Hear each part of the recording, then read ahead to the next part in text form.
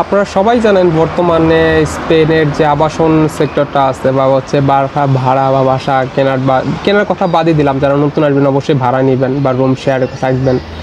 তো বর্তমানে তো হচ্ছে একটু টাফ সিচুয়েশন চলতেছে, কারণ অনেক বেশি লোক চলে আসতেছে। তারপরেও অসুবিধার কিছু নাই, হচ্ছে কিন্তু হচ্ছে কিছু মানুষের আচরণের কারণে সিচুয়েশনগুলো আরও বেশি টাফ করে ফেলতেছে, টাফ হয়ে যাবে আরও ভবিষ্যতে।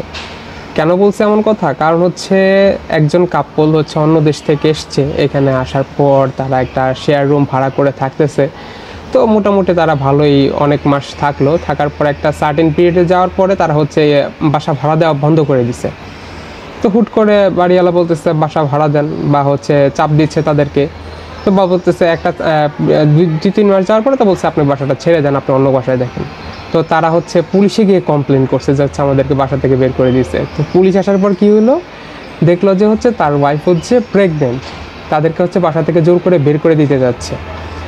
তো মানবিক দিক বিচার করে পুলিশ তাদেরকে হচ্ছে বের করে নাই, তাদেরকে হচ্ছে থাকার জন্য এখানে বলে গেছে।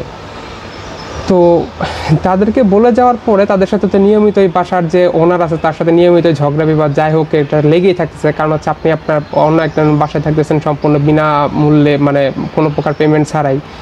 তো এটা তো সমস্যা হবেই। তো তারপরে যে ভাড়াটিয়া আসছে সে বলতেছে যে আপনি বাসা ছেড়ে চলে যান। কি একটা কথা দেখেন, বাঙালি খাইতে দিলে বসতে চায়, বসতে দিলে শুইতে চায়। এরকম হচ্ছে পরিস্থিতি। যদি পরিস্থিতিগুলো এরকমই সৃষ্টি করতে থাকেন আপনারা, ওদের ভবিষ্যতে বাসা পাওয়া কেউই বাসা ভাড়া দেবে না। তো সবাই ভালো মতো থাকবেন, দেখা হবে নেক্সট কোনো ভিডিওতে। ধন্যবাদ।